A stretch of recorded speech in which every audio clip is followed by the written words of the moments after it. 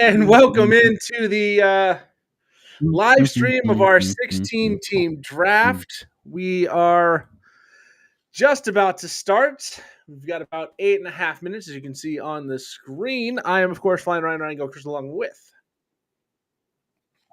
Tampa Motormouth Joel Verlin. All right, just making sure you're still with me there. Where is my live stream? I got to add that to the thread in our league, so league mates can, if they choose, follow along if they would like to.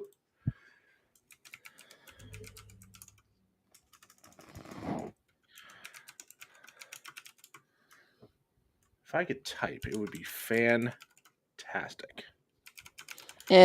Typing and spelling is overrated. All right.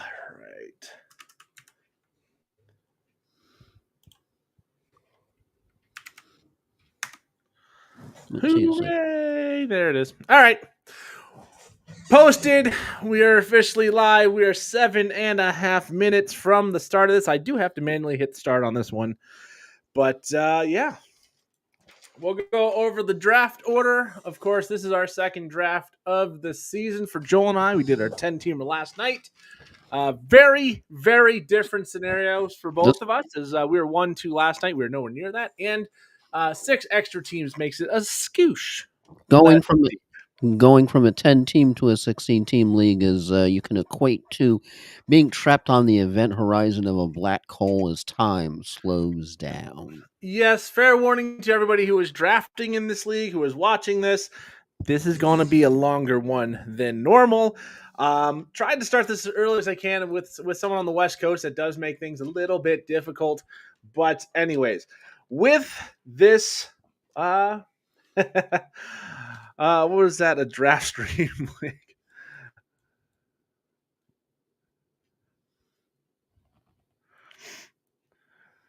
All right, people asking, I got to answer some questions. So we will go over our draft order. I do believe our number one pick is going to be struggling with bad connection. I'm guessing they're in Maine.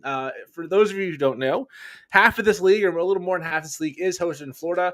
We do have about 5 or 6 of the people up in the New England area. And then Olympic is actually in California. So nationwide league with this one. First pick goes to our Chrissy Ryan. He's our back-to-back Friends League champion. I hate saying that, but he does have the back-to-back title. And that one, he's got the number 1 pick. Number 2 is Zach. Number 3 is Lights Out Nick. Number 4 is Corey. Number 5 is going to be Rob, who is live streamed this one about 3 or 4 years ago with us for this type of draft. Number 6 will be Adam. 7 will be Taylor. 8 will be Andy. 9 will be Joel on the other end of the feed. Number 10 will be Scott. 11 will be Nate. 12 will be Corbin. 13 will be yours truly. Definitely a far departure from number 1 overall in a 10-team league from last night. Number 14 will be Justin. 15 will be the reigning champion, Chris, you good pal Chris, who's got the very, very nice, massive trophy. Hopefully he's enjoying it. I'll actually get to meet him in person next week as he's joined our Friends League. So that'll be a fun experience. And then rounding out the end is Miller Zinghead, another Nick. And looks like we got about half the people popping in and out, maybe a little bit more than that. I think I've only seen about 4 lights not come on yet. So we're in good shape for most people. One of the ones that I haven't seen come on is the one I said is probably going to have some interesting service out in the forest of Maine. We're about 4.5 minutes from starting. I do have to manually start sleeping. That when even a half a bar is a luxury. Yeah, I sent out a text to our little core group that we have a text chain with, like, hey, is this everybody's first draft? And he went, oh, it's a good time to find out with no reception. I have a draft tonight. Oh, well, it's been posted, and you have the number 1 overall pick. Is that when you cue the Darth Vader from Revenge of the Sith? No. I mean, last week when I did the draft lottery, we had someone confuse this league with the one that we're doing yet tomorrow. We have a live draft league.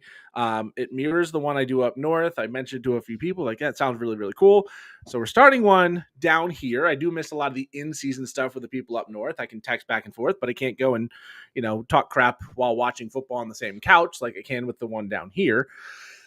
But there was a little confusion, and I dropped one of my favorite lines is "I'm glad you're unhappy." When Clarky Rob, who was unhappy with his draft, I mean, no one's happy in the 16 I team league. saw You that. either have to wait too long, or you're right in the middle, or you're right at one end. Like, there's no great. This is a league where you have to draft well. You have to hit the waiver wires pretty nicely, and then if you can make a good trade throughout the season, that can go a long way. But that was I was really tempted to change my team name to that. I have a logo for it if I need it. But anyways, Joel, what are your thoughts on our 16 team league?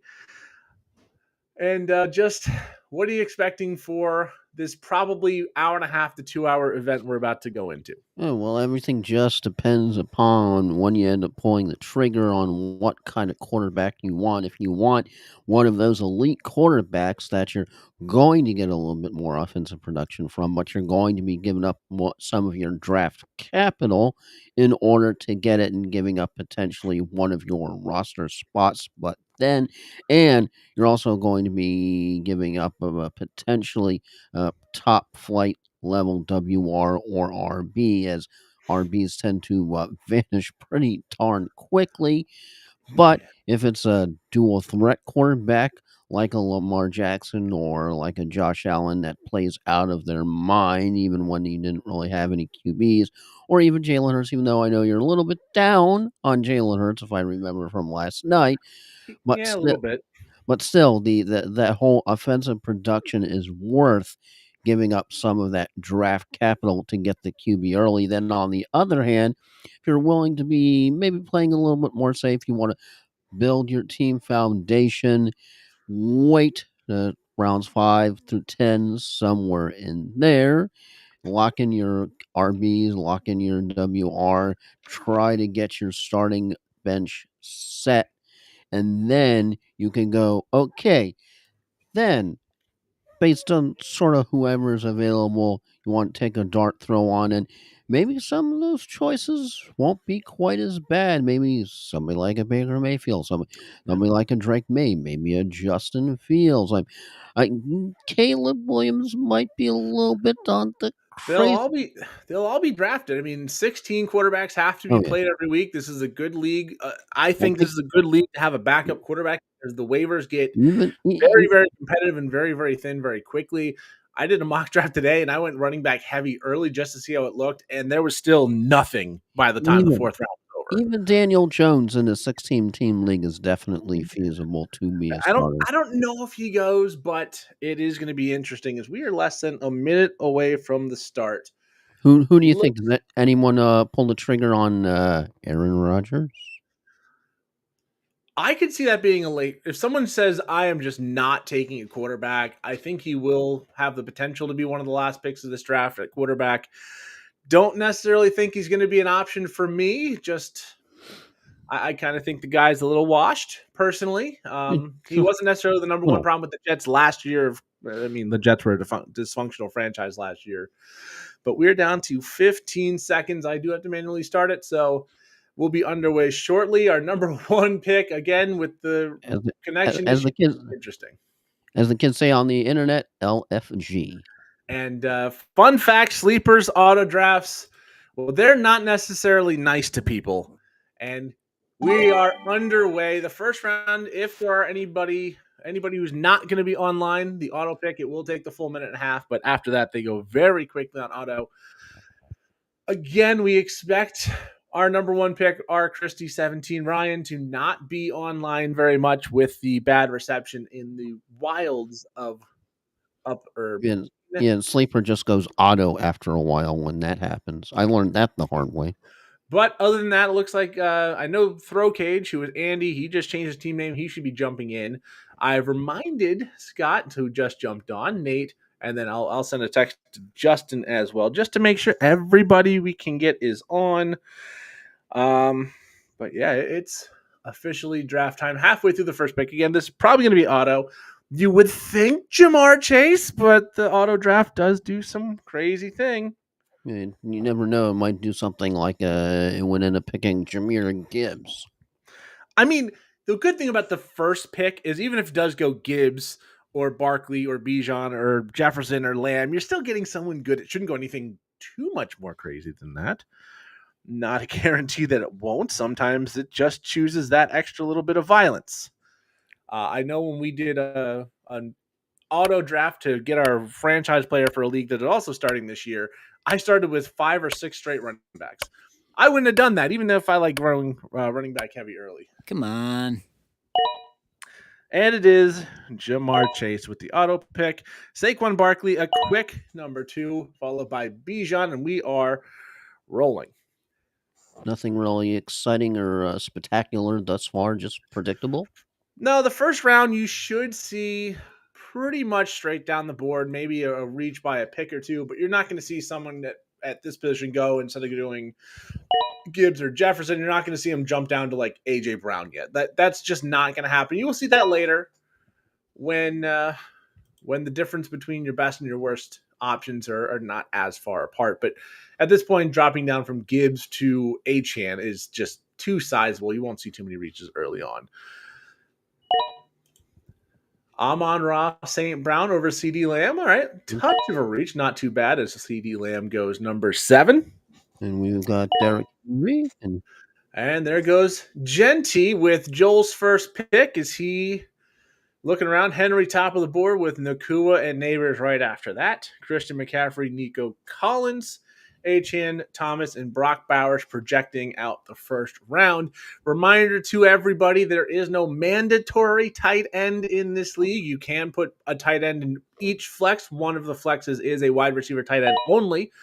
So you do have to keep that in mind. Guys like Brock Bauer, they're not going to give you a positional advantage the way they would in a traditional league. Just there's not 16 good enough tight ends. Point blank. As Joel takes Puka Nakua, not scared of the Matt Stafford injury. Well, I didn't want to reach for Nico. All right, so Amon-Ra over CD Lamb. He has CD in the other league, wants a little bit of variety. So that I can respect that. I can definitely respect that. And Amon-Ra, this is a full PPR league. He is a PPR machine. He's not going to hurt you by any stretch of the imagination there. I have sent a reminder to Nate, who is on the clock now. So only time will tell. Yes, the Raiders fan taking Ashton Genty. Throw Cage is a Raiders fan. So Ashton Genty there at pick number 8. Not a big surprise. Maybe a touch of a reach, but not too bad. If he is what he's projected to be, it's going to be a great pick. If he is anything less, that's going to be a reach. He's got the potential of being this year's Marvin Harrison Jr., just overdrafted, but still should be a very good player. 40 seconds on this pick before Nate goes to an auto. Right now, we've only got 3 people who have not popped online. One that's gone auto, this one here, and then Justin in a few picks, who I have sent him a reminder, so it's on him if he decides he wants to have Sleeper do his bidding for him. I'm up in 2 picks, and I haven't even really looked. We'll have to see what the auto pick does. Corbin up before me, and then my pick right now that slots out if it goes by ADP to be Nico Collins. We will see what the auto draft does in a couple seconds. Let's go, team! Malik Neighbors, not a huge surprise there. Hopefully he is healthy for the full season. He's been dealing with a couple injuries in the preseason. And Corbin on the clock as we're getting towards the second half of round number 1. Oh, boy. Well, let's go. It is a full PPR, so we're going to take Nico here. Nico Collins. I think he's a good enough player to warrant a higher pick, so we'll take him. And Justin, who was reminded, is officially on the clock. And if he doesn't join in the next 80 seconds, it'll be an auto pick.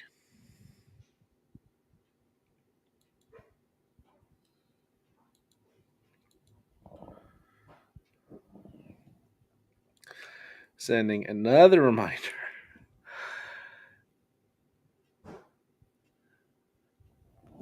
I do like that there's a lot of chatting because I know last night, being a Yahoo League, there's just not as much back and forth, and I kind of like that about Sleeper. You can live shit talk people.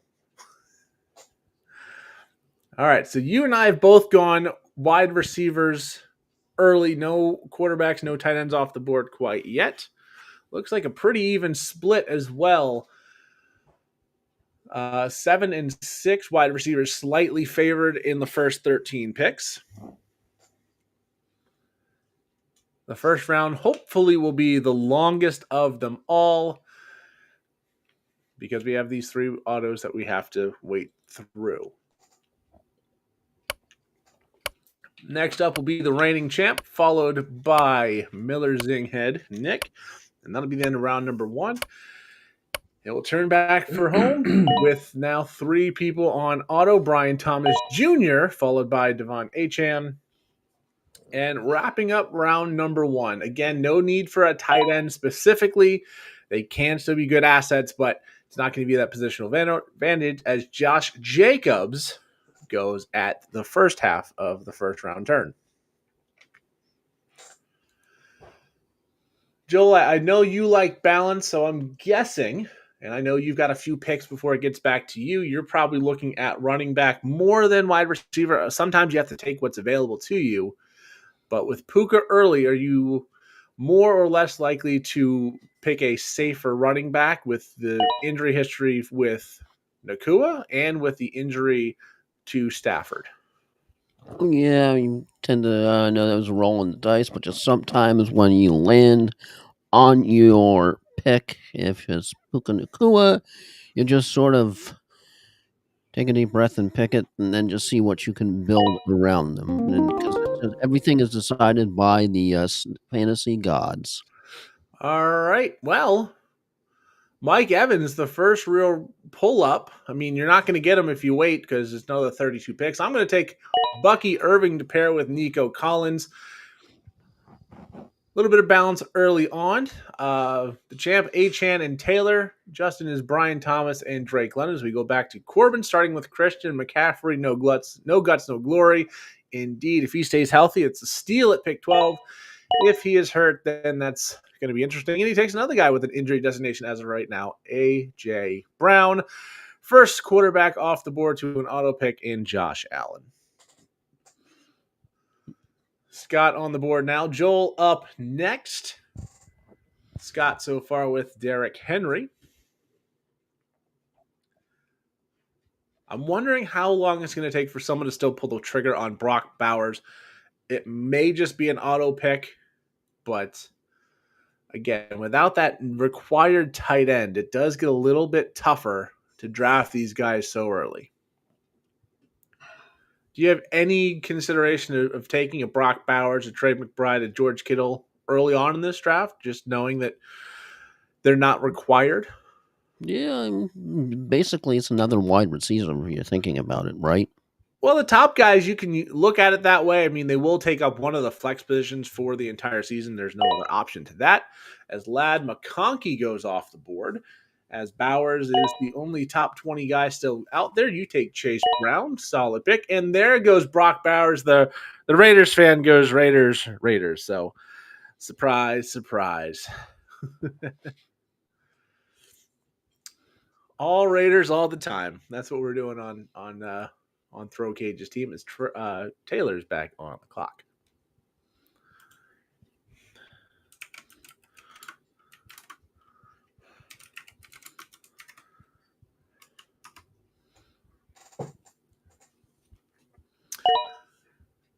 Caleb Williams to pair with CeeDee Lamb. Big fan of Kyren Williams. Sorry. Caleb Williams is a bad quarterback. Kyren Williams, though, to pair with CeeDee Lamb. It's going to be a long night. James Cook with Amon-Ra St. Brown. Nothing too crazy yet. And for anybody who is watching the stream, this is our second draft of the year. Yesterday we had Travis Kelce go at the pick 410 in a 10-team league, and or 401. Then 510 and 601 to the same team were back-to-back kickers, which not a strategy I would employ, especially when it's a single kicker league anyways. Yes, there are still some leagues that have kickers. That's a very old league. That's probably not going to change. Mostly because I can't get the input for the rest of the league. It's a Yahoo league. You can't communicate the same way. But kickers, not so much fun, especially when you draft 2 of them. Speaking of Puka, there was actually, I saw on the interwebs that somebody actually had a trade. Rashee Rice for Puka Nacua. Well, whoever got Puka won that deal by a lot. I mean, Rice is a good player, but he is facing a suspension. If it's a dynasty league, it's not so bad. As Harrison goes to pair with Jahmyr Gibbs, not too bad there. We haven't talked about the big news of the day. That is the trade of Brian Robinson from the Commanders to the 49ers. He is going to be clear backup to Christian McCaffrey, but if McCaffrey gets hurt, that could be a very dangerous position for Brian Robinson to be thrust into the starting role with.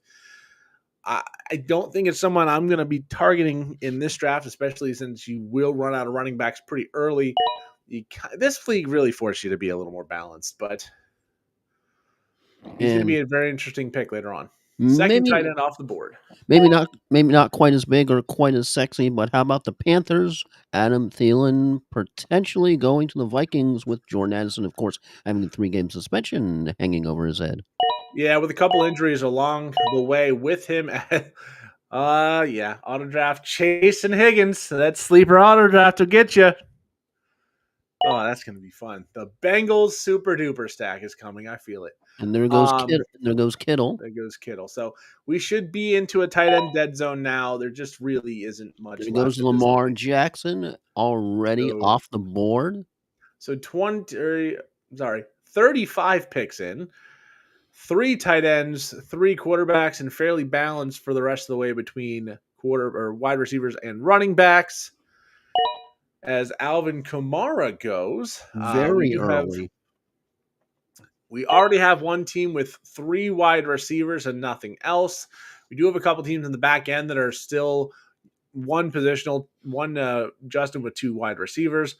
Champ, your good pal Chris with 2 running backs. Everybody else has some semblance of mixing the rosters early on as Garrett Wilson goes here in round number 3. Joel, coming back to you very soon. You're going to have the option, it looks like, between a couple of the top quarterbacks in Daniels and Burrow, unless they go the next 2 picks. JSN, Breece Hall, Terry McLaurin, Devontae Adams, Ken Walker, Chuba Hubbard, Rashee Rice, best available with those 2 quarterbacks mixed in. I know you like balance, so you can go either way from here. I don't know what you're thinking. You could be thinking quarterback, especially as Breece Hall comes off the board. You definitely will have the option between at least one of Jaden Daniels and Joe Burrow because they can't both go with one pick. I think we're out of Raiders to be selected, so Andy's going to have to go to a separate team, and he does to Jaden Daniels as he remains in a rainbow team, nothing from the same position. So Joel. I'm going crazy again. Going crazy. He's taking Joe Burrow. He's going to be forced to do a lot of things on the offensive side of the ball for the Bengals because that defense is hot garbage. But that is the top 5 quarterbacks. We should see a little bit of a lull. I mean, this draft goes quick in the fact that you're going to see Mahomes probably by the end of the 4th or early 5th round, who is the next best available in theory. It's just the nature of the beast. Now, that is 5 teams already with a quarterback, but I think the rest of them are going to be playing some quarterback chicken the rest of the way because the value starts to drop off from here. I am up in a couple of picks. Well, one more pick as Corbin is on the clock now. Christian McCaffrey, A.J. Brown so far. We'll go over some teams here in a round or so, see how those starts are looking. Right now, there's really just not a lot to go over as the teams are still being figured out. Yeah, because a 10-team draft tends to go at a much quicker pace. Yeah. Now, this one, going from Yahoo to Sleeper did cut about 30 to 45 minutes off of this draft last year. The entire the stream time was about an hour and 45 minutes. We started about 10 minutes early tonight. We started about 10 minutes early last year. So, I mean, an hour and a half for a 16-team draft is not terrible. The one last night was about an hour, and that was a 10-team. So, and the other story, definitely, I'm going to talk about Micah Parsons posting a TikTok and photos of him waving goodbye to a Allen Iverson soundbite. I'm a win wherever I go, and scrubbing all of his social media of anything related to the Cowboys. Yeah. Clarkey in the second round. Chase Brown, Kyron, and Cook all going right before him through him. So that's as a competitor, it's something you like to hear. Corbin down to about 10 seconds left with his pick. He's going to have to put something in fairly quickly as we're down to 4, 3, 2. And it looks like he's not going to get the pick in. It's going to be James Conner. So it is back to me with plenty of options. I just, in a league like this, you really need to try and find people you trust to stay healthy. And I don't have the warm fuzzies about Ken Walker doing it, and Chuba just doesn't do it for me as well. Looking down the board, I think I see a couple running backs a little bit later I'm happy to take. There's only 6 picks between me and my next pick. So let's go. Oh, man, who do I want? I don't want Rashee Rice. I definitely don't want Rashee Rice. That suspension is going to be massive. That's going to hurt whenever. Count it down, man.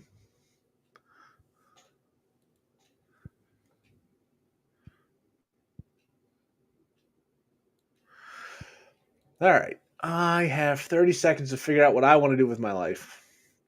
And I think I'm going to drop down a little bit. I'm going to take Trevion Henderson. I don't want to miss him. I'm going to take him a little early. Another young running back. I'm a little worried that someone else can snag him. So I will reach a little bit, make sure I got it. And Devontae Adams, wide receiver 1 for Chris.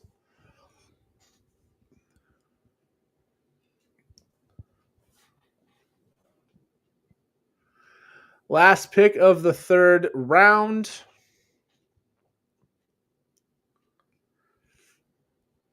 Jacobs and Evans with the turn in rounds 1 and 2. Rounds 3 and 4, we'll see what he adds to it. Probably going to stay balanced, I would think, just with this many picks between it. If you go 2 position players in the same position, you're really putting yourself in a hamstrung position when it gets back to you in round number 5.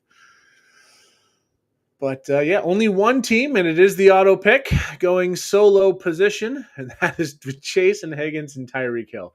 So you've got 2 wide receivers from the same team, and probably the most boom bust player in the draft, arguably. Anybody you can think of as a bigger boom bust than Tyreek Hill? I mean, if he goes back to normal, he's an absolute steal in the third round. But if not, boy. Do you think you definitely have to put Zay Flowers up there with the too many mouths to feed in Baltimore? I mean, Zay Flowers he's poised for a breakout, I think. It's just really, really tough as Miller on the clock takes George Pickens with his first of 2 selections. That's a bit of a reach. No, I mean, he was in consideration at my last pick. There's more wide receivers coming that I like. DJ Moore still on the board. Cortland Sutton, I'm comfortable with him. Smith, Flowers that you were just mentioning, Xavier Worthy are the top 5 available. If any of those fall to me, that's fine. And even a little bit deeper, there's Ted McMillan, Jameson Williams that are good options as well. So I'm not too worried about that. Jaylen Warren, that a little bit more of a reach, but he is. All right, got to go with J-Mo. He is probably the guy I've been trying to get the most in dynasty leagues. I don't know why. I know he's going to be a good player. He's a good option. And I just want a piece of the Detroit offense. I would like a piece of the Bengals offense, but that, with how this draft is lining up, just not really a good place for me to go after it. But I can get Jameson Williams. I think he's going to be a good piece. Wide receiver 2 with Nico Collins. As DJ Moore comes off the board with Chuba Hubbard auto picked after him. No teams other than the auto pick all at one position. I swear, it wouldn't surprise me, and I have no control over this. It wouldn't surprise me if the auto pick did 2 more wide receivers. The good news is he can start all 3 of those guys, but the running back core, that's going to be a little bit thin for Ryan Christie at the top. Scott on the clock with Joel 1 pick away from his next selection. Henry, McConkey, and McLaurin for Scott so far. 45 seconds left in his selection.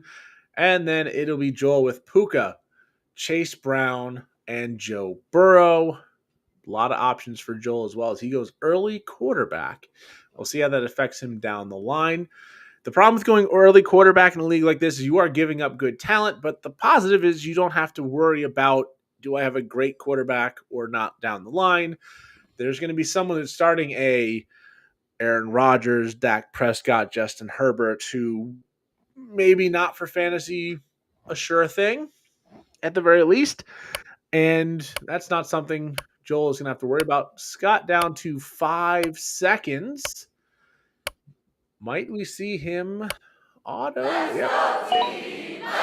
And Cortland Sutton, not a bad pick there. I do know he's a Broncos fan, so that's that'll work out. He'll come back and turn off auto, hopefully. Joel on the clock. Puka, Chase Brown, and Joe Burrow. Who is he adding to the roster?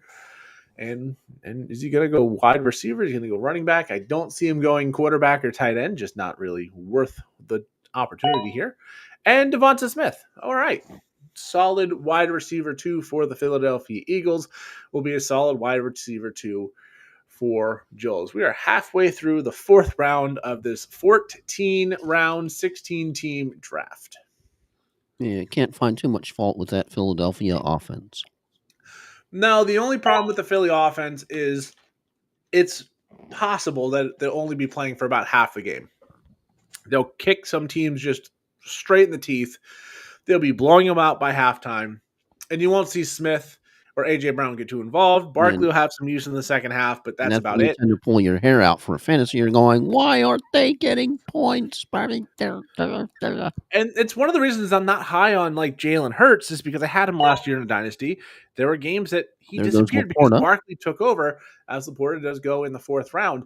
And Jalen Hurts, as good as he is as a quarterback running the ball, he did only have 18 passing touchdowns. I don't know how much more upside there is in the passing game because you still have Barkley. You still have a good ground attack. You're still going to have the tush-push, which saves his numbers, but and speaking of Zay, in the second round is tough. Speaking of Zay Flowers, goes right after my pick. Yeah, 4th round pick, Zay Flowers. Again, this is where you start to see the depth of this draft really start to dry up because Jameson Williams, who I took probably a late 5th, early 6th round pick in a lot of leagues. He's a R.J. Harvey. Good R.J. pick. Harvey, great pick. Isaiah Pacheco right after that will be a solid running back 2 for Clarkie as we are almost to the end of round number 4. But you start to see like Pacheco, Harvey, Laporta, they're 5th, 6th, 7th round picks in a lot of places, and they're going in the 4th round, and they're not bad picks at this point just because how quickly this gets shallow. We're already 60 picks in. A lot of leagues, that's through 6 full rounds. We're not even through 4. Corey Wonderchump on the clock. Jefferson, McBride, Kamara so far. So plenty of options to go whatever direction he wants to go.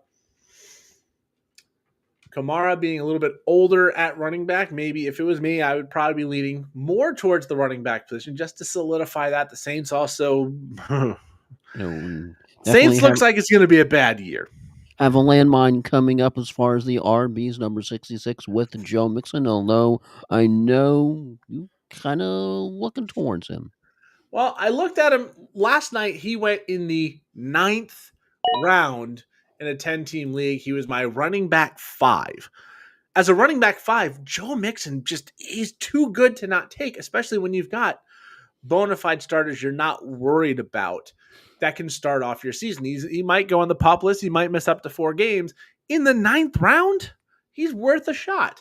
Now, when you're taking him in this league, he's going to be a 4th or 5th round pick, depending on what team he goes to. Hypothetically, if the auto pick takes him, he's going to be a running back 1 or 2 in the starting lineup week 1. It's a little bit different of a story. And if you take him as your running back 3 or 4 in a league like this, I don't think that's a bad play. But if he ends up being a required starter and then he misses 4 weeks, it can put you behind. And this is a league where if you start 1-3, 0-4, there's just too much competition. You can get hot. You can win the rest of your games, of course, but you put yourself in a bad hole with that, and then you might not come back and be 100% healthy. But Joe Mixon, I don't think he's going to be worth going in the next 5 picks like he's projected or his ADP says he should. But if he comes out healthy, especially if he falls into like the 6th round of this draft. He could be an absolute steal, but he does have to be healthy. And after Pacheco, yeah, David Montgomery being picked, and McMillan after that for Carolina. Yeah, Ted McMillan, then Worthy, Swift, Hawkinson very quickly. So DeAndre Swift, the number 1 running back for TJ Hawkinson. There goes another tight end. Yep. So that is both wide receivers and both flexes taken up for Art Christie. 17 at the top. It's going to be an interesting team. Definitely can do better, but when you auto pick, the auto pick does what it wants to do. I mean, the one good thing I will say about the Yahoo auto draft, if you do get stuck with it, is it does at least fill out your starting lineup first. So you don't get to where it's like, okay, I'm pulling in backups. I'm pulling in depth pieces before my starters are filled. Now, the downside of that is that means if you have a kicker or defense league, they're going to go before you fill up your bench, which hurts. But at least in this scenario, he's not going to be hurting as bad at running back because those positions would have been filled first. All right, we are 4 picks in. Are there any teams on the board you're looking at other than yours or mine that you either like or don't understand what they're doing so far? It's really hard to go too far off the rails early like this. But is there anybody that stands out to you? Well, Wonder Trump definitely has some interesting picks with Jefferson, McBride, and Kamara, and then Montgomery. So has some potential for some winning superiority there. I mean, he's got the potential for the number 1 tight end and the number 1 wide receiver. Again, tight end's not mandatory, but a guy like McBride, he's going to be just fine. There goes Calvin Ridley. Yeah, if Kamara stays healthy and that team is decently only bad, it could be a good pick. I just worry the Saints are going to be almost apocalyptically. Yeah, if there's a team out there that actually has a legit chance of going 0-17 this year, it's them. Yeah, I don't know if they go in 17. They still haven't named their quarterback for week 1. Pretty much everybody else in the league pretty much has, and they're like, Yeah, I think it'll be shocked, but they just don't have good options. I mean, we saw Spencer Rattler be garbage last year. So you're trying to say that they're shocked? Yeah, I think, honestly, I think what you need to do if you're the Saints, Rattler's not the answer because you saw him be terrible last year, unless he's taken a huge step forward. You go out, you let Tyler Shuck play, you see what you've got in him. If he turns out to be great, you're going to have Derek Carr's retired. He's like, thank God I don't have to play for that team every week. Yeah, but you let Shuck go out, you let him try his best, see what you've got, and if he's better than expected, you're going to have a better season. You're going to have a later draft pick. You're not going to have to replace him at quarterback. You can go fix some of the other holes in your team. If he's bad, which is very possible, you're going to have a very early pick, and maybe you get Arch Manning or whatever the top quarterback coming out, because I've seen things about Arch Manning not wanting to come out for certain teams, the Saints being possibly one of them, which would be ironic since his father was a Saints legend. But I digress. Caleb Johnson off the board. Not going to be the starter right away, but should be by the end of the season a pretty impactful player. And in this type of league, you got to play the long game. He's got 2 starters. Caleb Johnson will probably go to his bench. Clarkie's pick at 5.5, but he's got time to let the guy develop on the bench. You can still, fill out that starting roster without too much of a problem. Deebo Samuel does the back and forth for Bumblenuts. Adam, who is gone wide receiver, running back, wide receiver, running back, wide receiver. And yes, I am calling out side texts on the live stream when they are pertinent to the conversation, especially when they're not giving picks away. If you're coming out and saying, my next pick is going to be Chris Olave, I'm not going to come out here and say, yes, my next pick is going to be this guy. But when you're complaining about things, it just makes me laugh. And when it makes me laugh, I want to do it more. Anywho, nice little run. Aaron Jones, Tony Pollard to Joel, who is now 2 wide receiver, 2 running backs, and a quarterback. Travis Kelce off the board in the 5th round. Quinshon Judkins in round number 5. That's going to be an interesting story to see how it plays out now that the charges have been not filed, dropped, I guess you would say. If he gets a starting role, he's going to be very, very good. We are going to see Bo Nix come off the board. Yes, Joe Mixon sitting there. I don't think he's my pick here just because it's not that kind of league. I do know Throw Cage probably wants Jacoby Myers, so that is definitely a temptation to go after him as a wide receiver. And I think that might be the way I go. Just kind of want to look around the rest of it.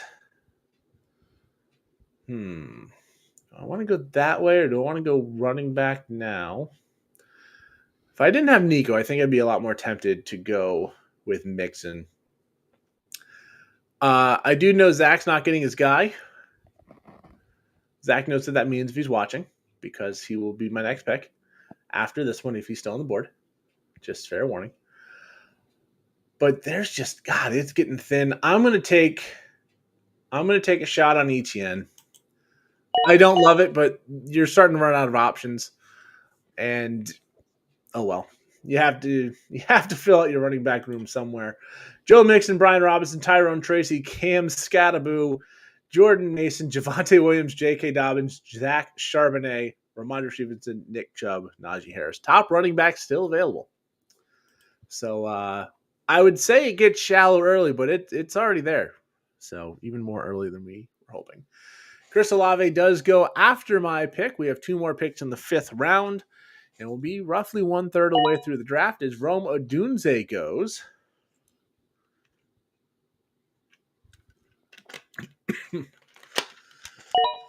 Baker Mayfield to stack with Mike Evans makes a lot of sense there.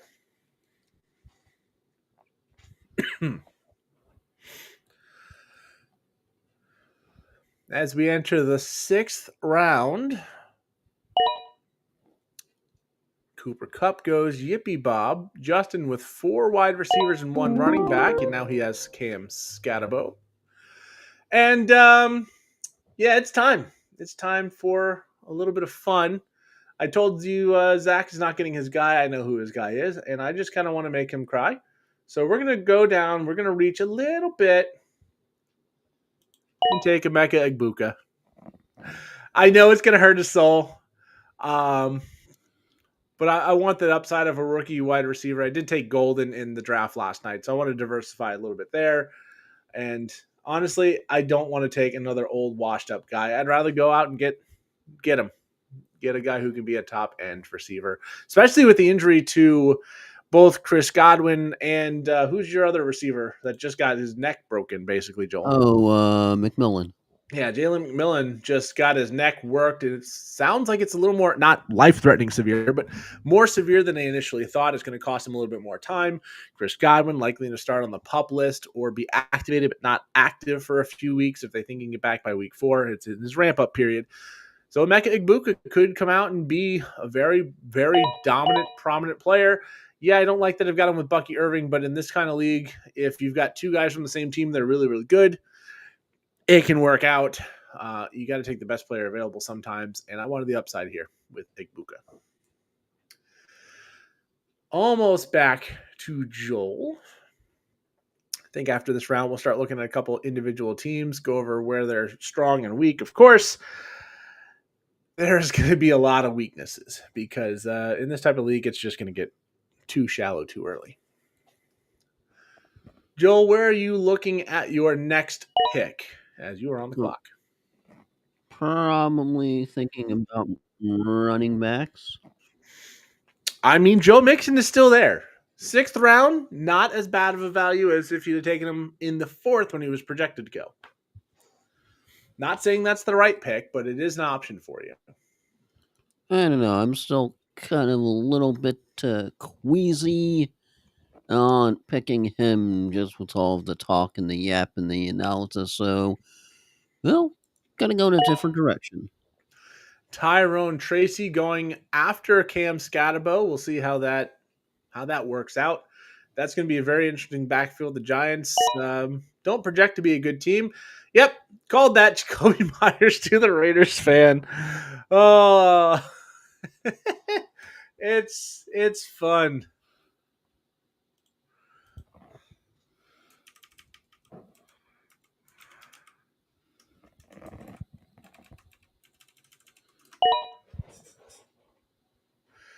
Matthew Golden going in the 6th round. If I didn't take Golden last night and have so many shares of him in other places, I think I would have taken him over Egbuka, but I like the change here. 6-11. We're at pick for Bumblenuts, who has 3 wide receiver, 2 running back. We have right now 2, 4, 6, 8. Half the league has a quarterback already. The other half is still holding off. Some of your usual suspects. I know it seems like Clarky and I play quarterback chicken to see who goes last. I don't know if we're going to do that this year because there are a few guys I do want to get if they fall to me in the right position, but we still have some time to figure that out. 1, 2, 3, 4, 5, 6, 7 tight ends taken, which again, they can go into either one of the flex positions, but it is not a positional advantage. I am missing puppy videos to do this draft. I'll get to those later. It's always fun when you see the picture of the puppy. There goes Justin Herbert. And Joe there Mixon. goes Joe Mixon. All right. I like the pick there, especially when I just said Caleb Johnson gonna take some time. And that is Clarky's 3rd straight RB. Pacheco, K. Johnson, and Joe Mixon. Yeah, again with Johnson, he's not going to be the day one starter. That will be Jaylen Warren. How long he holds on to that role, I don't know. He should mix in early until he finally takes that role.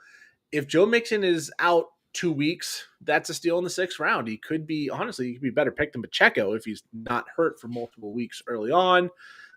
There is, of course, the risk, but you look at what else he could have done. He could have went with Stephon Diggs, Khalil Shakir, Chris Godwin, Ricky Pearsall, Jawan Jennings at wide receiver.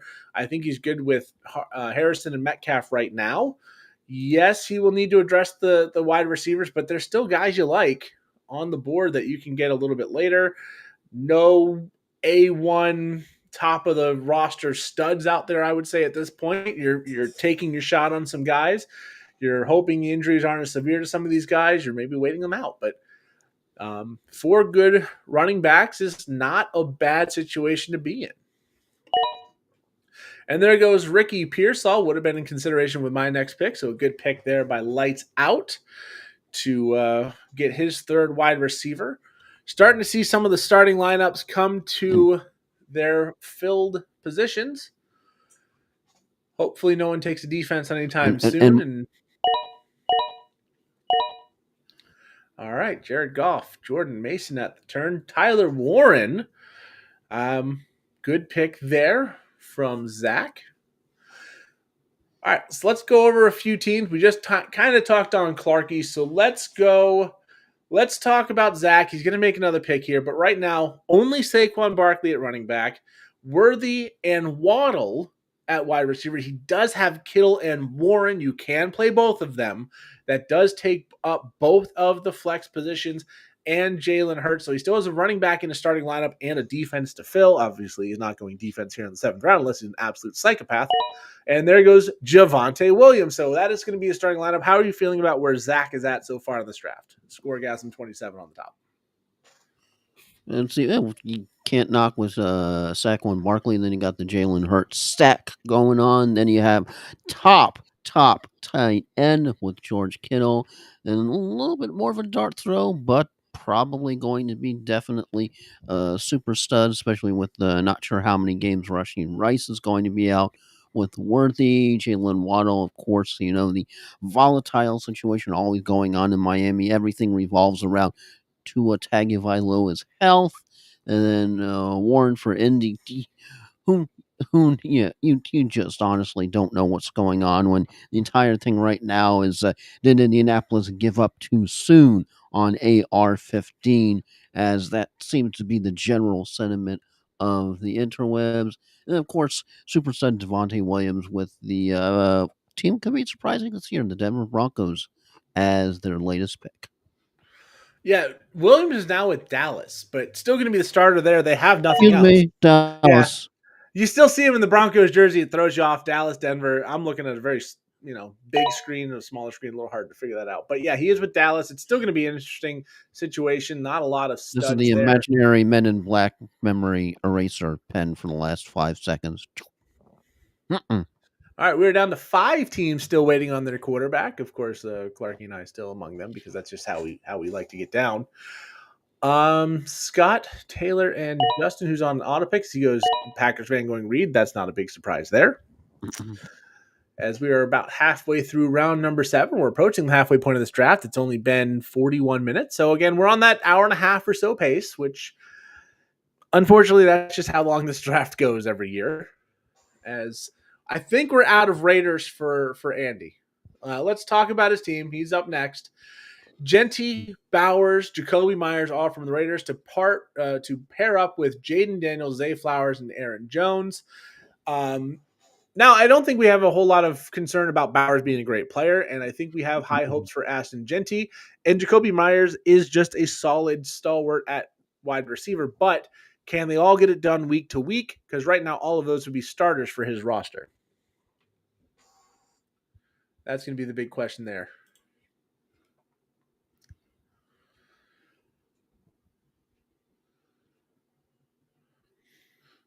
All right, back up the order to lights out.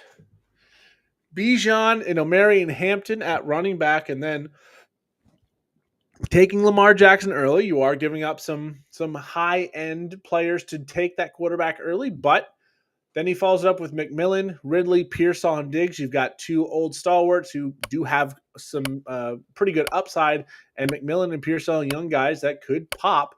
A lot of bye weeks in week 14 as we wait on Taylor, who barely gets his pick in, and takes Caleb Williams. Taylor is a Bears fan. I'm just going to leave that there. We've had discussions in person about what we think the Bears season is going to look like, and we do not agree. And that's where I'm going to leave that one. As Shakir goes and joins the Las Vegas Raiders, and Joel back on the clock. And we do have an IR slot, right?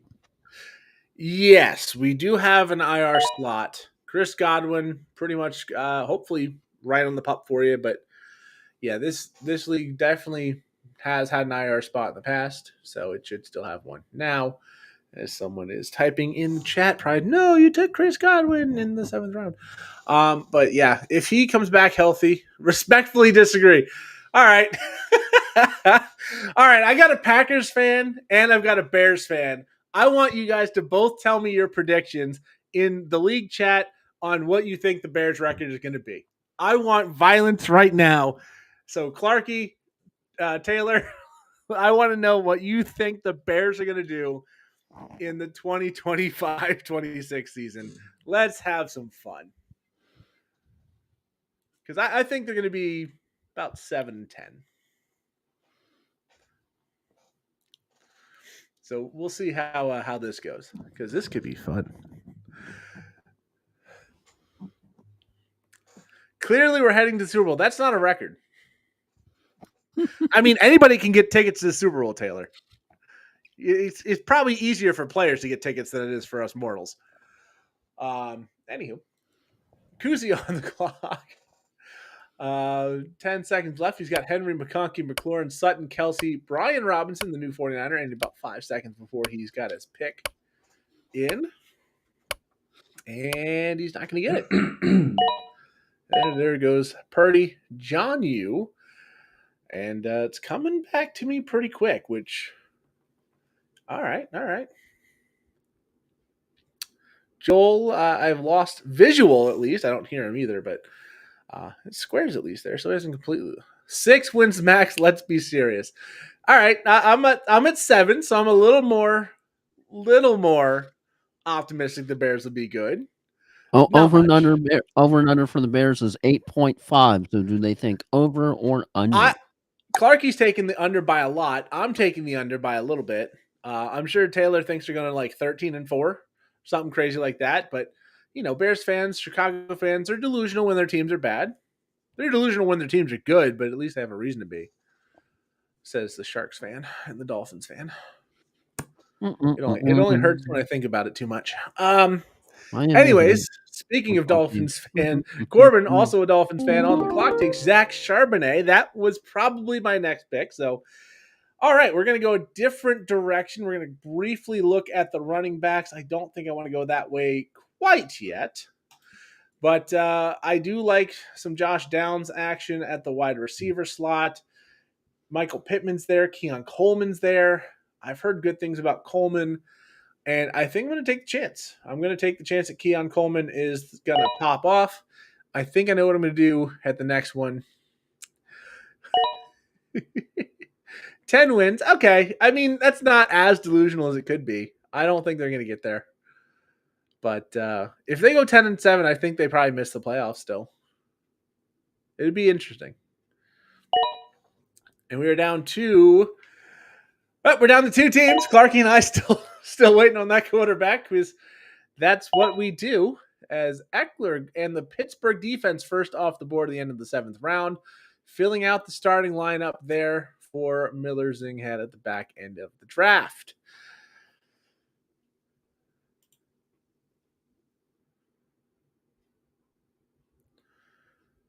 We are in the 8th round. 10-win season for the Bears. That, I mean, I guess it's possible. I haven't looked at the schedule, but you got 2 against the Vikings, the Packers, and the Lions. And that could be enough to really make that impossible right there.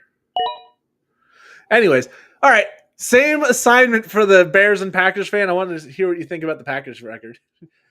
If I've got to throw the violence one way, I'm throwing it both ways. Hey, Justin finally joined, only 15 rounds late. But he is on. And I don't know.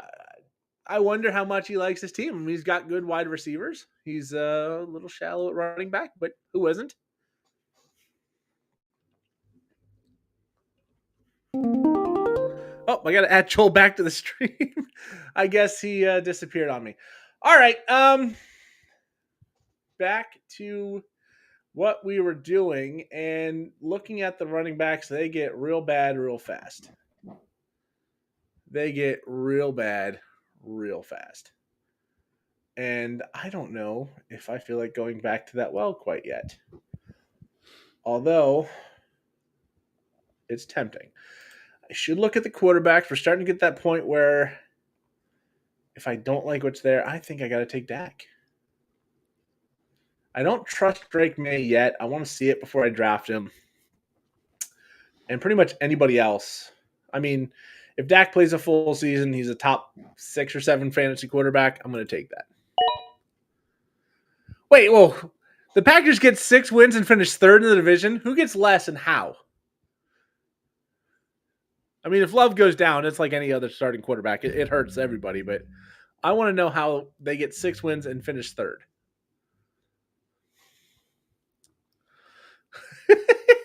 I like causing fires.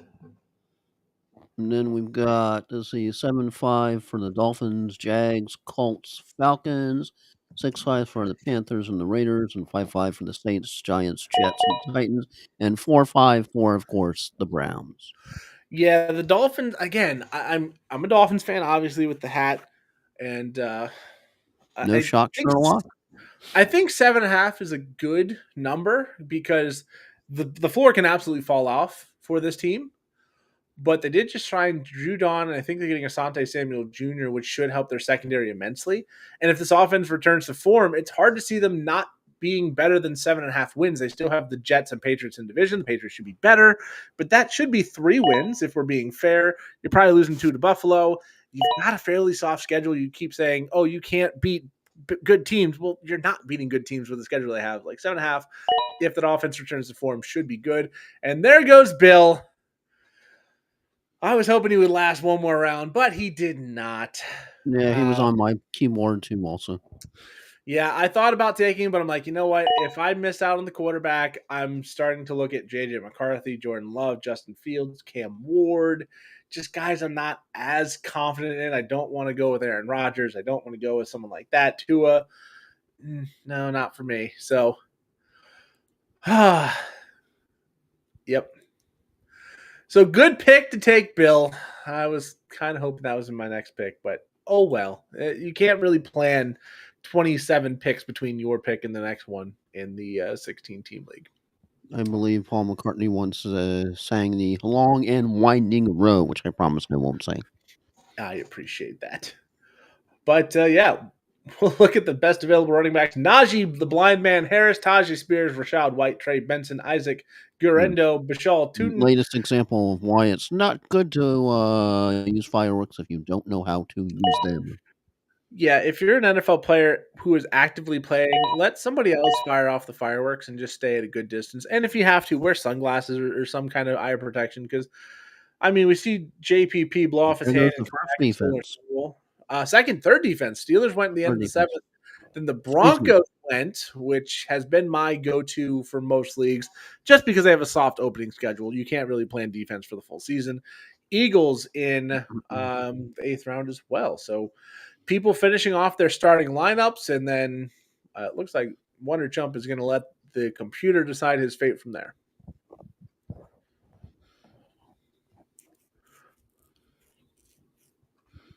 Yeah, 'cause we have defense Broncos, as you mentioned, Ramondre Stevenson. Hopefully he can. It's not a bad injury. Krosky, of course, with the trade. with the Ja'Cory trade, Crosby Barrett, who goes by Bill. yeah, with the trade, his value skyrockets. Yeah, like I said, he was in consideration for my last pick. I just remember he was down the board a little further. I thought maybe, just maybe, he gets back, but no dice on that one. I think that's going to be a good pick. Tank Bigsby could be a very good pick in the eighth round. Colston Loveland, I'm going to be perfectly honest. I just don't believe this guy's Downs going to in work out. Indy just depends. Can be volatile. Could be good. We'll have to see. Yeah, I like Downs. I wanted to go with Coleman instead of Downs. I do have a lot of both in Dynasty League, so I decided I want to go with Coleman in this scenario. I heard today that people are saying he looks like a whole different person, not just a new player who's come back and gotten better, like an entirely different human being. So I'm gonna buy the hype. They need a number one wide receiver. Khalil Shakir is their current number one, and that means the job is wide open. Not sure what position this Eagles guy plays on. Yeah, the third defense off the board. That'll be starter and a fourth defense as the auto pick There again. goes the The Raven. auto does not play around, but it filled the starting lineup, which you expect it to do. Then the Ravens defense, then Dalton Kincaid will slide down just a little bit. And We'll at this talk some. point, does it make sense to take a tight end, or is it more of a dart throw? At this point, you're taking best player available. If you think Kyle Pitts, who is the number one player on the board for ADP, is going to score more than Rashid Shaheed, then take Kyle Pitts. It's not going to do you a lot of good. At this point, you're filling out your bench. You want to hopefully get another player that pops off at some point in the season. It's unlikely, but it's still very possible that you can find a gem down here. Spears, Ayuk, Rashad White, the last three picks, not necessarily in order. Ayuk is on the bench. And there goes Jordan Love, the last team to get a starting quarterback, and it is Clarky, a Packers fan, taking Jordan Love. So yeah, we've let's see whose team we want to talk about now. Let's talk about the Jams team. Your good pal Chris started with running back with Achane and Taylor, then Devontae Adams, Pat Mahomes, Roma Dunze, Mark Andrews, Michael Pittman, and Keenan Allen. How are you thinking he's doing so far? Obviously, running back is going to be thin. If he's got an injury up top, it's going to be hard to replace, but I think overall fairly solid. Yeah, this is the year of the running backs, definitely, I think, in fantasy, especially with that class. But you've got the wide receivers, you got the weapons, and you have the upside that you could win the league. Yeah, I mean, he did it last year. It's not an easy league to win, so not going to question too much of the judgment there. Almost halfway through round number 9. We have 5.5 rounds to go. Kyle Pitts off the board at 9:07. There's promise. I mean, I don't know if he's ever actually going to live up to it, but there's hope. I think the Falcons have a definite chance. The Bucks are kind of banged up with injuries now. It's just the main thing is the addition of the lead edge rusher that they finally needed for the Falcons, desperately needed. The main thing is as long as they don't do their falconing best and choke late, which is their specialty ever since a certain game we all know, and that's how the Bucks managed to get the crown last year because the Falcons swept them season both with at home and away. And Falcons should have won that easy, and they just went. Yeah, the Falcons. I like them to win that division. They were close last year with Kirk Cousins being awful for a lot of it. If Michael Penix turns out to be a better player, then I think it's gonna be a good year Or you for the saw Falcons. you saw the oopsie. You have to like local TV with how they misspelled Penix's name. Yeah, Michael Penis Hmm. Jr. did hit the airways, and that's But that's unfortunate. we're all 7-year-olds mentally, right? I mean, if that, I could see myself being considered much younger mentally at times than that. As we are nearing the end of round number 9, it's going pretty quick. Not quite a full hour in. We still have 5 rounds and 4 picks left, so it's not over by any stretch of the imagination. But we are on pace for that hour and a half we had last year. Finn's revenge. Let's talk about him. 5 running backs: McCaffrey, Connor, Dobbins, Charbonnet, and Blue. Bo Nix, the quarterback, and then A.J. Brown and DJ Moore at wide receiver. So I got to think he's going wide receiver here, just because you probably need to. Trey Harris, Marvin Mims to stack with Bo Nix is an option. Luther Burden, Christian Kirk, Rashad Bateman, top 5 on the board. Adam Thielen, the old man who might be going home again, 6th off the board. Thielen as of definitely right had now. a couple of not too bad and decent weeks last year. Yeah, I mean, he's just old. He Yeah, will not slow down. we He's would going to call have it his a problems, but fantastic season, but still. he's just too damn old. And there goes Christian Kirk. I want to make sure I get another running back. I'm going to take Trey Benson here.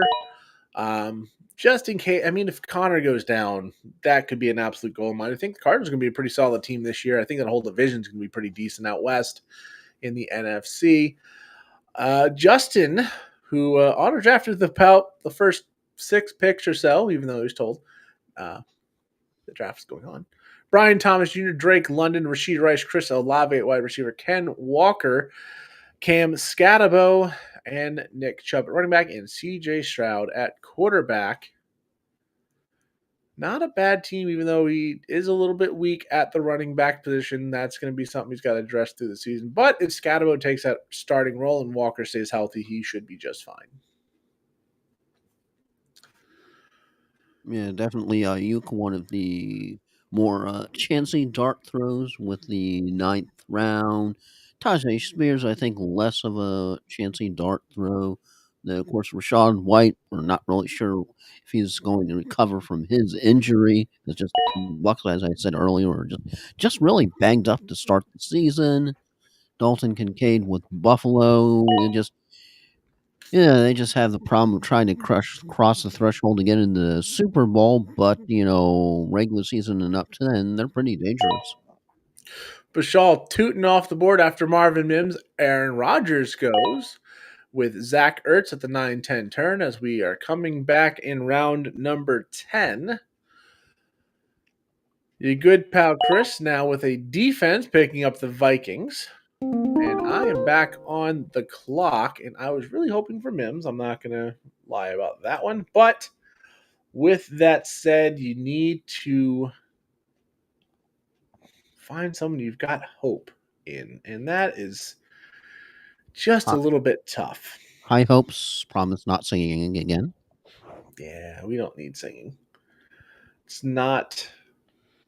I mean, Dante Thornton, we all know is going to end on Throw Cage's team, and I don't want to take him just because I want to see if it happens.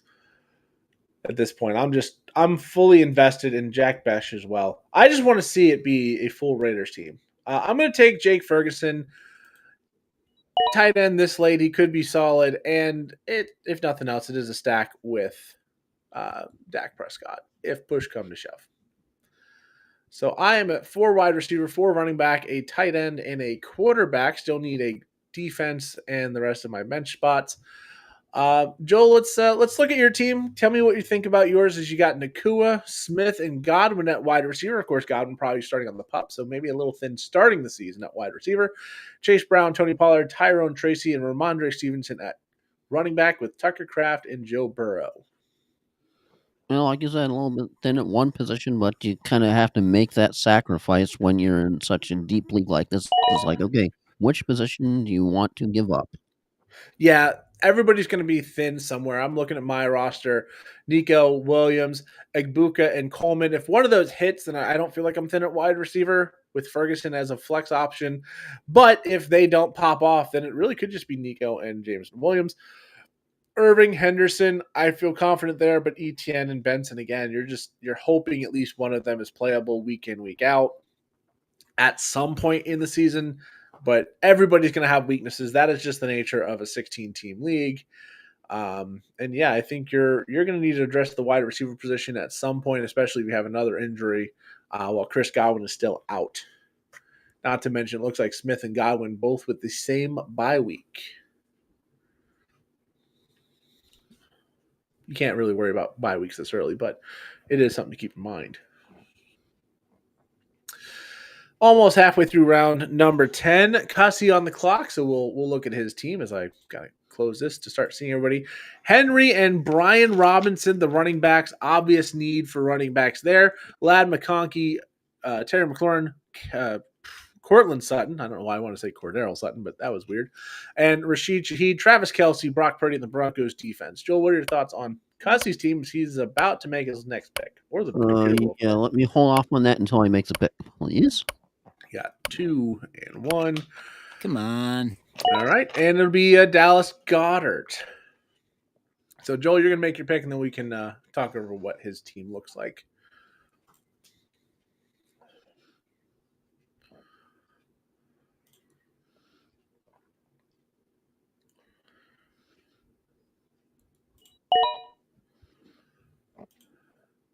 Joel taking a rookie, Luther Burden, the third, another Bear I just don't believe in.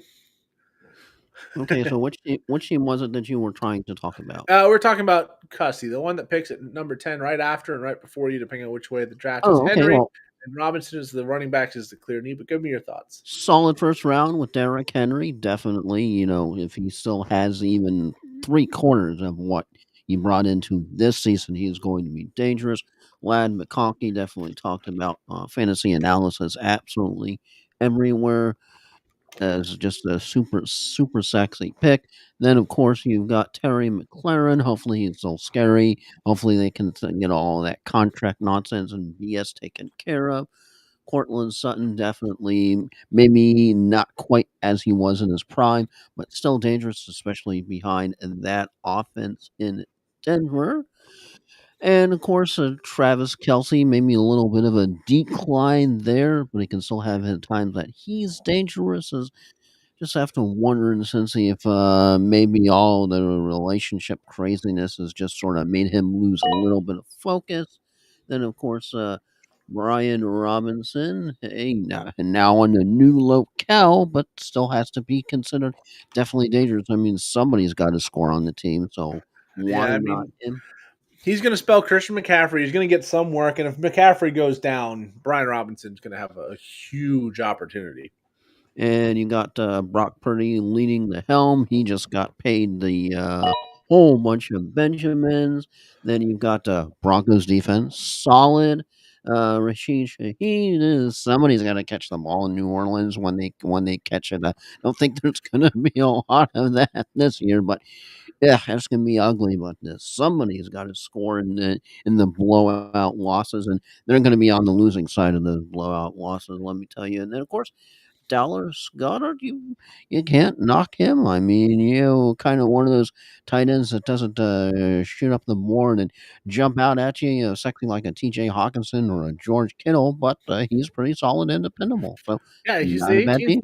18th tight end off the board. You're not expecting him to be a world beater. Rashid Shaheed going 4 rounds after Chris Olave, that feels like a really good discount for what might be the number 1 wide receiver for what we expect to not be a good team, but still should be a decent enough opportunity for him to have a good year. We are almost done with round number 10. We're starting to see teams book their second quarterback. Last 2 picks have been Fields and Penix. So we are seeing those teams. Not the other name. Yeah, we are seeing teams start to lock up their quarterback positions. Of course, if you only have one, There will be a couple of guys on waivers, but nobody you're super excited. I mean, even right now, McCarthy, Lawrence, Bryce Young, Shadur Sanders, Matthew Stafford, Tua, Sam Darnold, Jackson Dart, Geno Smith, Anthony Richardson, Russell Wilson, then Drew Oh, Henderson, yeah. Did you whoever see that is. the video of Jackson Dart and Jameis Winston, and Jackson is feeding Jameis a W? Yeah, I've heard about that. And I think Jackson Dart's going to be a pretty decent quarterback when he gets his chance. He's just not going to start the season as the starter. That will be one Russell Wilson.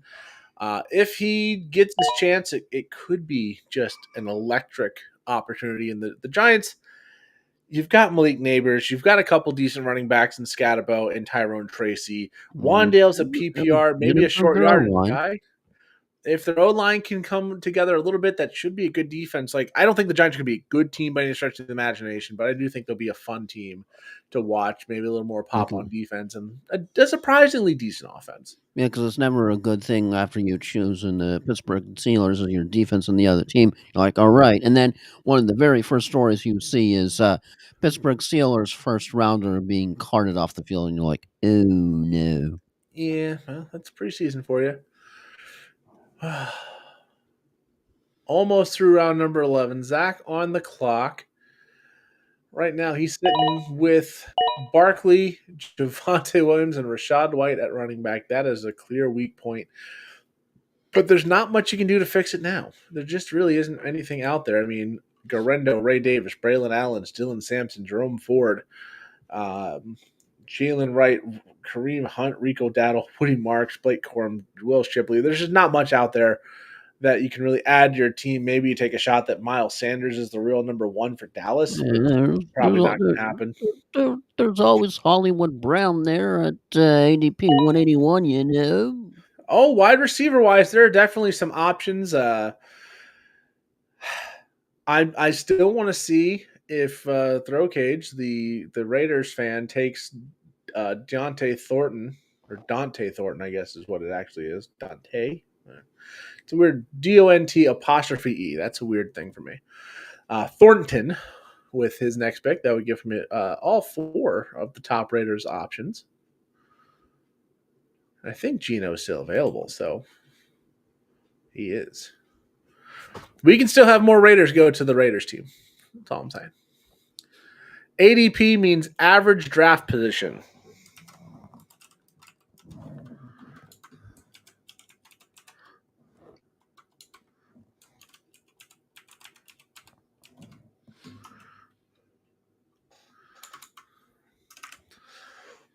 My spacebar sticky on this mechanical keyboard. Doesn't want to click. Anyways, into round number 11. We still have 4 rounds to go. Most teams have gotten their second quarterback already. There's still 1, 2, 3, 4, 5, 6, 7. About half have gotten their quarterback, I should say. Still with 8 to go. Joel and I both with rosters with only 1. Dylan Sampson, don't hate that pick there. Cedric Tillman, another good pick as well. As we are going to Xavier Legette. This is starting to get to dart throw, hope for upside time.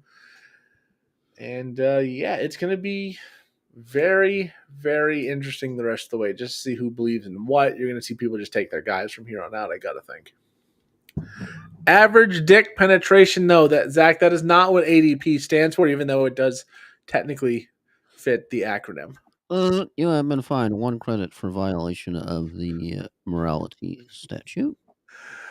Zach. I mean, it does fit, and there's probably a measurement in certain fields that is actually what it stands for, but not this one. But it's okay. We're having fun. And such a classic movie, Demolition Man. Oh yeah, who doesn't understand the 3 shells? I think there was actually some blog or website where somebody actually literally tried to take the 3 shells and they were explaining how you use them. Well, that's a real historical thing. That's not just like movie magic BS. There was actually some tribe or some group of people way back that did use seashells to wipe themselves, as Mm, we have devolved into not hey, football. So that is a real thing. That is not just Demolition Man be like, oh, 3 shells to wipe your butt. That's funny. Like that's something that happened. I mean, the Romans used a communal sponge that dipped in vinegar and then they shoved it. It's not great, Oh, come on, but it did dude. work. Oh, there goes Thornton. No Raiders super team, as Throw Cage will have to go another way. yeah, because it's like anytime you're like reading time travel books or books that are set in like in a medieval time, it always makes you appreciate modern conveniences. All right, Bryce Young and Tua off the board as teams start to double up at the quarterback position. Joel, are you going to join the crowd or are you going to keep going in other directions? Because we're starting to get thin on starters here. Still enough to go around. I mean, you can still get Daniel Jones, nice discount. Joe Flacco, Tyler Shuck, potential starter. Still with Geno, Jackson Dart, and he's not the starter right away. Darnold, Stafford. It's baffling that Shador Sanders is going above Stafford and Darnold. As you go, Daniel Jones. All right. If it's a 16-team league, you need 2 QBs. Yeah. I'm probably looking quarterback next. I don't know if Daniel was going to be in the realm of the next one, but definitely wasn't too far down the list because there's only a handful of actual starters. I mean, Stafford, Geno, Darnold are really your only season long starters left on the board that you can reliably count on being the starter all season.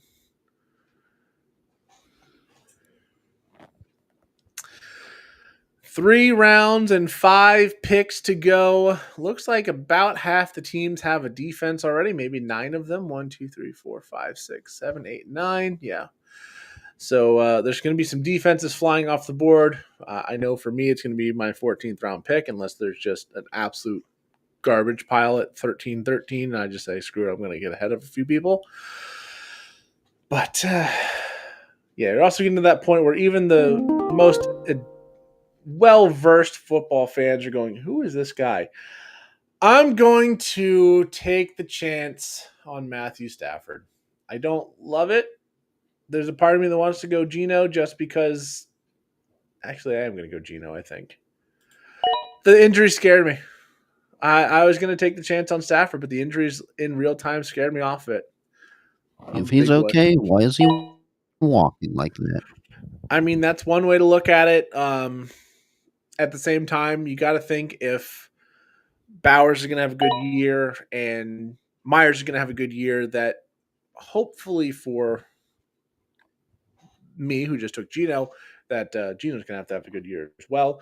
Braylon Allen off the board at 11:15, and we have one more pick in round 11 as we hit the hour and 13-minute mark in this draft with 3 rounds and a pick to go. Oh, it never gets shorter. This draft just never gets shorter.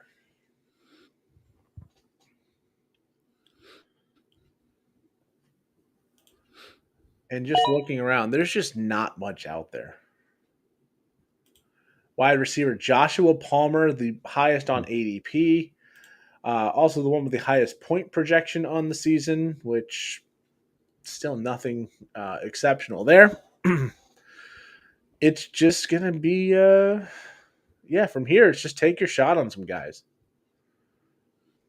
We're not far from people maybe taking Amari Cooper, who's not even on a roster. And this is where, like, I think there is part of me that wants to look at defenses, find who's got a weak opening schedule. Of course, I can't really do that privately because I'm sharing my screen. So let me do some looking Don't want on my own. don't want to dox anything. Yeah, you don't want to tip your hand, even if it is just on something as dumb as a defense. If there's somebody who's got a really, really easy opening schedule, you kind of want to take advantage of it. So let's see. Who plays a bad team week 1? Well, that's a definite option. Matthew Stafford goes. I think most teams have 2 quarterbacks by this point. Back to me. It's not quarterback time yet. Mm-hmm. Man, this is hot freaking garbage out here. Well, Jalen Wright looked really, really bad. I don't want him. Ollie Gordon's looked decent, and Achane could get hurt. So let's take Ollie Gordon and just see how that feels later. He's probably going to get cut, though. More likely than not. That way, Back hallelujah, holy bleep, where's the Tylenol? I mean, at this point of the draft, if you're taking a running back, you are taking someone that you think is going to be the backup and is one injury away from just having the job. Here, Hollywood Brown, that was going to be a consideration. I just want some upside.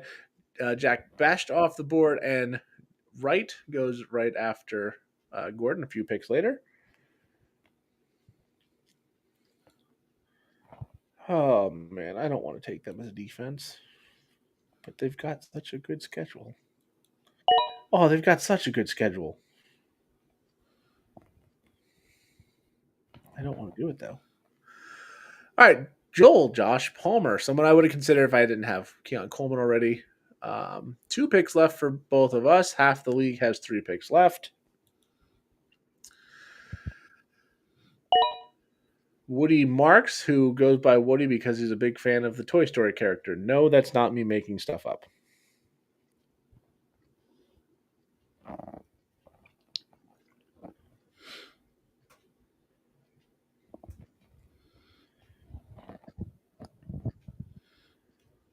Good news is it's almost not 10 o'clock. Yay! Yeah, 8:47. We started at 7:30, so we are still under an hour and a half. We should be just over an hour and a half in full. And we'll probably wrap this up, not go over these teams too much because, well, we did an hour and a half last night. Vocal cords. Yeah, we're at an hour and 26 minutes now. Hashtag vocal cords. Yeah. Keaton Mitchell, again, high upside if someone gets hurt. Russell Wilson to pair with Justin Herbert, that's got to be a root too. Now, I know my nickname is Tampa Motormouth, but even I know it's like, okay, at some point, you got to shut up. Yeah, at some point, but that's not usually what we're good at. Looking at the defenses just for my own sake, there's just God, it's so bad. What is it like? You know, like the Bugs Bunny? Yes, sir. Do you tell me to shut up? That's the first thing I'll do. Is like, okay, shut up, shutting up. All right, lights out on the clock. I did the short version of that. Yeah, very thin at running back behind Bijan and Hampton with Tajay Spear and Dylan Sampson, but there's just not much thinner than the air up at 80,000 feet, and you don't have an oxygen mask. Yeah, it's very thin. There goes Jackson Dart, all but one team with thinner than the Rays' chances of getting into the playoffs this year. Yeah, they fell apart pretty good. Anywho, 34 more picks to go. Zach on the clock. We'll have a quick turn with the auto draft. I don't know how he's going to feel about his team with Jordan Mason and DeAndre Swift as only running backs, but the auto draft things, and only time will tell how that works out. But yeah, 2 quarterbacks, 2 tight ends. What do you think? It's an idea. It's no longer Amalie Arena anymore, flying. Yeah, I heard it was something different and something really dumb. Benchmark something or other. I always think about it as the Ice Palace. Yeah, I'll probably call it Amalie for a while, and then. I mean, even Amalie has more of personality than Benchmark International. Yeah, anyway. Benchmark International Arena. God, it just doesn't roll off the tongue. Yeah, like Amalie Arena is like that's shorter. Yeah, I don't know what happened there. Roshan and Kareem Hunt at the turn with Blake Corum right before it. What happened? Somebody handed over some briefcases of money to somebody else, and like, okay, we'll change the name. Yeah, we'll put a new name up there that just doesn't sound good. Oh well, the Lightning they'll have a terribly named home stadium for a while. That's all. It is what it is. All right, less than 2 rounds left. Let's see. Who haven't we talked about in a minute? Let's go to Miller Zinghead, the last pick of the draft. Josh Jacobs, Mike Evans, George Pickens, Jalen Warren, Baker Mayfield, Cooper Kupp, the Steelers defense, Austin Eckler, Aaron Rodgers, Zach Ertz, Rico Dowdle, and Pop Douglas. Your thoughts on that roster? Okay, which one? Pick 16. Oh, very last one. Sorry, my screen. I keep forgetting how to do the stupid screen with Sleeper. Ah. It was like I'm only up to Scuzzy. Scuzzy? Oh, S. Cussy. Yeah, you have to scroll over. Yeah, depending on your resolution, it'll either not show everybody or just show so many. Scuzzy. Let's see. So which team? Which team? 16. Miller Zinghead all the way at the right side. Josh Jacobs in the first round. What's their name? Miller Zinghead. It's not letting me do it. All right. Well, let's we'll go a different direction then. Let's go back to Clarkie's roster then. He's had a few more people go on. Gibbs, Harrison, Metcalf, Pacheco, Caleb Johnson, Joe Mixon, Reed, Down, Love, Fields, Xavier Leggett, and Bryant for the Broncos. Really wide receiver heavy on the back end, which makes a little sense when you had the 3 running back run from rounds 4 to 6.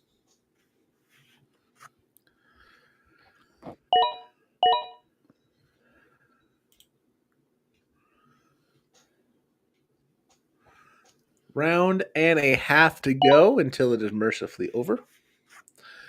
This is one of those drafts you look forward to until about this point. And you're like, God, I just wish it was done. As Romeo Dobbs, another Packers wide receiver to the Packers fan. It's not quite as glorious as the All Raiders team, but it's something.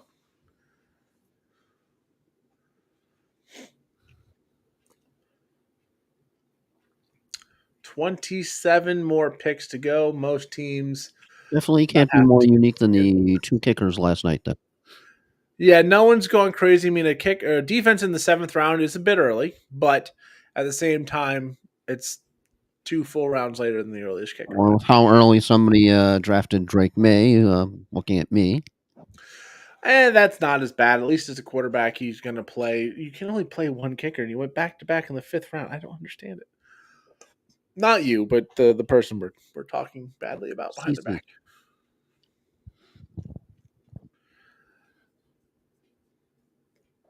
Bumble Nuts with 25 seconds to go with this pick. Let's see if there's anybody on the board that's interesting in the flex position. Hunter Henry, Brenton Strange, Elijah Arroyo, Mike Gesicki, Jalen McMillan with the bad neck, Darren Waller, Chikakonko, Alec Ayamanyor, Mason Taylor, Pat Fryermuth, Cade Otten, Will Shipley, Tyler Lockett, Justice Hill, Quentin Johnson, Isaac Tesla. As there goes Chikakonko. It's just getting real bleak at this point. You're taking your shots on who knows what you're going to get. Homer Simpson's I have no idea who this guy is. I mean, you recognize some of the names. It's just there's not a lot of hope with these guys. I mean, McMillan would have had some upside, but he's hurt. Tyler Lockett probably going to get passed by the rookies. Isaac Tesla, I mean, he could be interesting. He's been really good in the preseason, but he's definitely at best the number 3 wide receiver on that team. There goes the Commanders defense, which would have been in consideration for my pick, but yeah, we'll have to go another way because Joel takes them. As there goes Sam Darnold. And there's no kicker for this team, right? No kicker in this league because we're good people. We don't like pain. Let's see who. I'm going to take a shot on Deontay Johnson.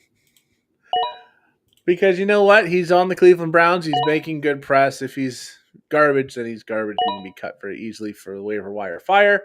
And we are 17 picks from done here.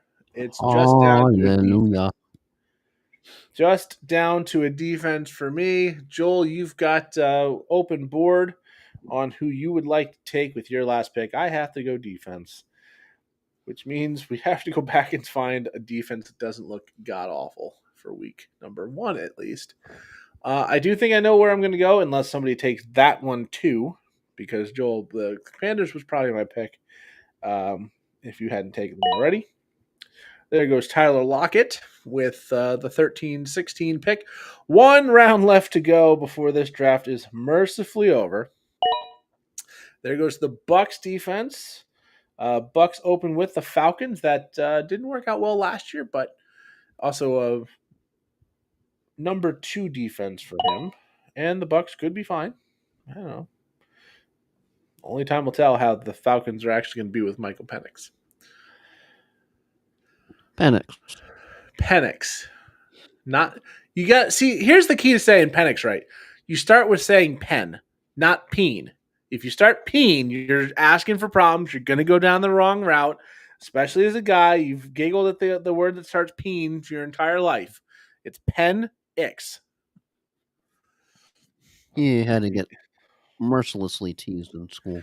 See, here's the thing. He had to be a great athlete, or else he would have been mercilessly. But if you were in your high school and you're the starting quarterback, your name could literally be like Fart Face McDumdum, and you would be loved in your school if you were a good quarterback. So yeah, if he was bad, or if he was like, I don't know, a cello player, yeah, I guarantee that last name causes some problems. But because he was a quarterback and he now is in the NFL, he was a good quarterback in college, he probably got off just fine. But there were definitely some people on the other teams that said, oh, it's little penis man back there. Probably. I wasn't there. I mean, if I was on the team, I probably would have been saying something like that. Someone plays football, you probably So don't small. want to. No, you probably don't want to wave the red flag before the ball. Yeah, probably not. I'm going to take the Cardinals defense because, and only because they play the Saints week 1, and the Saints look like they're going to be a hot, steaming pile of turds. So we're going to live with that. My draft is mercifully complete. I'll go over my team while we wait for the rest of the draft to finish up. Nico Collins, Javonte Williams, Emeka Egbuka, Keon Coleman, and Deontay Johnson at wide receiver. Bucky Irving, Trevion Henderson, Travis Etienne, Trey Benson, Ollie Gordon. At running back, I do have Prescott and Geno Smith. At the quarterback position, Jake Ferguson as tight end, and the Cardinals defense as Joel on the clock with his last selection. We'll go over his team once. Do we have one or two? Do we have 1 or 2 IR spots? I believe it's 1. Oh, okay. I'm not sure offhand. It's been a minute since we've. Let me check. I can get you an answer pretty quick. 2. We have 2 IR spots. So yeah, if you want to go super crazy and take another guy to throw on your IR, you can do that. Jalen McMillan. So you've got 2 Bucks wide receivers that you're putting on your IR. All right, Joel's team. Puka Nacua, Devonta Smith, Chris Godwin, Luther Burden, Josh Palmer, and Jalen McMillan at wide receiver. Chase Brown, Tony Pollard, Tyrone Tracy, and Ramondre Stevenson at running back. A little bit thin. As long as Tracy and Pollard hold their jobs, they should be just fine. I don't think Stevenson's going to be a starter for very long if he is now, because Henderson's making too many waves. Tucker Kraft, Daniel Jones, and Joe Burrow with the Commanders defense. I would say your wide receiver depth is pretty good. Yeah, better than all in on the Raiders or Jets. I can't disagree. He's talking about you having the 2 wide receivers from Tampa on the IR, I'm assuming. And then he takes former Raider Darren Waller to close out the draft. So throw cage definitely with the Raider-centric draft with Genty, Bowers, and Jacoby Myers to go with Bill, who is just known as Bill at this point. Aaron Jones and Woody Marks. Running back's going to be a little interesting for him.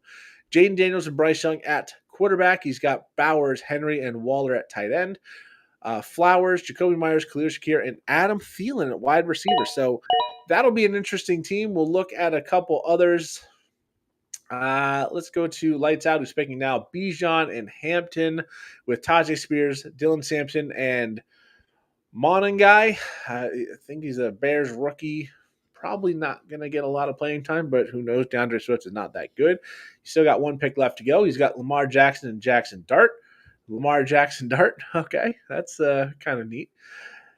Ted McMillan, Calvin Ridley, Ricky Pearsall, Diggs, Jaden Higgins, and Kyle Williams at the wide receiver. I like the Ridley pick. That's when it disappointed last year, but on a bad team, and now all of a sudden he may have a chance to be rejuvenated with a very good quarterback. Yeah, he's got 3 rookie wide receivers in McMillan, Higgins, and Kyle Williams. Williams, he's going to be with Drake May. Drake May's got to go to somebody other than just Diggs, who he's also got. McMillan was the number 1 pure wide receiver taken. Of course, Travis Hunter went earlier, but he's going to play both sides of the ball, it sounds like. And Higgins, right now a little buried on the depth chart, but has the potential to emerge on that Houston offense. But you've got Diggs, you've got Ridley, and you've got Pearsall to kind of to weather the storm early while you see what these rookies turn into. He's got 15 seconds to make a pick. He's going after defense, so no real surprise coming up. I don't know who's going to be. I kind of hope as a Saints fan he just takes the Saints. We have 2 picks and 3 seconds left. Almost done. Oh, Almost done. dude. And it'll be the Giants defense. I mean, the Giants defense will be good. Seahawks defense. And Calvin Austin Hallelujah. to end it. So the draft is officially over. No report card. No report card on this one. So one more team I want to go over just real quick. That is Zach's team. We've had him on enough. We got to talk about his team and make fun of him if we can. Saquon Barkley, Javonte Williams, Rashad White, Blake Corum, and James from the 49ers going to be very thin at wide receiver or running back. Wide receiver, you've got Worthy, Waddle, Mooney, and Harris. Thin, but with enough talent up top. You've also got Kittle and Tyler Warren who can take those flex spots away as well with Jalen Hurts, Trevor Lawrence, and the Seahawks defense. And the Seahawks, I believe, opened up against the Rams, if I'm remembering that correctly. I don't know all the first week matchups quite yet. And already some roster moves being done behind the scenes. Which, Joel, you can put your guys on your IR and do the same as well. Seahawks start the season with the 49ers. All right. So we are going to stop sharing this screen and go back to the normal layout for us. I've got the clock ticking in my ears still, which is annoying. It's like the metronome. Yeah, it's click, click, click. It's from the draft because those last timers. Taj Brooks has been added. So yeah, guess we'll look at the week 1 matchups. Go kind of highlight, low light. Let's see who. Highest scoring projection is Get Off My Ditka. That is Corey. He auto-picked the back half of his draft with 104.72. Happens to be my week 1 opponent. I'm projected for 99.38. Joel, you are projected 97.99 week 1, a 4-point dog to Taylor. Justin, who auto-drafted the first half of his, is a 4-point favorite over Nate. 93.39 to 89.56. The champ going to go up against the 16th pick, 15 to 16 going head-to-head. He is about a 5-point favorite over Miller Zinghead. About a 5-point favorite for Lights Out over Clarkey, 102.22 to 97.27. All Raiders all the time, 100.15 to 99.53, which is Adam's team. That is the closest matchup in projection week 1. The biggest blowout of week 1 projection-wise is going to be Cussy at 104.33 against 97.80 for Zach. And Finn's Revenge over the full auto draft team of Ryan, the Cheaters. 103.41, 99.44.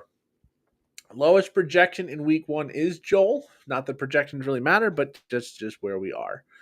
So, Joel, how do you feel about your team? How do you feel about your matchups? And Well, I'm looking for the most of my points to come from. We'll see from Brown and Bro, as long as that they can remain healthy. Then taking a bit of a gamble on both of the Bucks wide receivers. I know you can't really count on them early, but hopefully they'll come on into the middle and closer to the late one. Hopefully we won't be out of the running. Tucker Craft really had some flashes last year, and I think he's going to have a better year as Green Bay tends to mature. Washington Commanders all around good team. Plus, they had Lattimore added to them, traded from the Saints, so that makes them a little bit more dangerous. Daniel Jones has a chance to really just shine as he was cut from, of course, the Giants only because of, once again, money. Tyrone Tracy, as the Giants offense tries to find their rhythm, somebody's got to run the ball. So definitely saw his name in the touchdown list a few times. And then, Joshua Palmer, we'll have to see what he can do in Buffalo. Burton's rookie, so we'll have to see if he's boom or bust. But for a 16-team league, it could have gotten a lot worse. As you've got Pollard in there. Think he's going to be decent. No longer on Dallas, but in a offense that's actually good. And Puka, you just hope that they can find something with the quarterback situation there with the Rams. Joel, once you put in, I got Timon again. Once you put someone in the spot you had for Chris Godwin, your projection will go up. This Timon, he's a turd. He does not like being picked up, but he's coming to say goodbye. In my flex spot. Gotcha. Yeah. I just noticed that. I'm like, oh wait, no, I looked at your matchup and you still had that blank spot because you just got IR. Go ahead and pick up a couple players to fix that 98.84. So only about a 3-point dog. We'll see how it goes. Timon here to be miserable for the last couple of minutes of the podcast with two people still suffering through my talking. So good on you. And that's the 16-team draft. It's been an hour and 45 minutes. Timon is here because it's been too long. He's like, I need some kind of attention. So I am Flying Ryan Gilchrist. This is Timon, along with. I think we can say final thought for tonight is cut, print, and that's a wrap. Tampa Motor Mouth, Joel Verlin. And we're back later. So with that,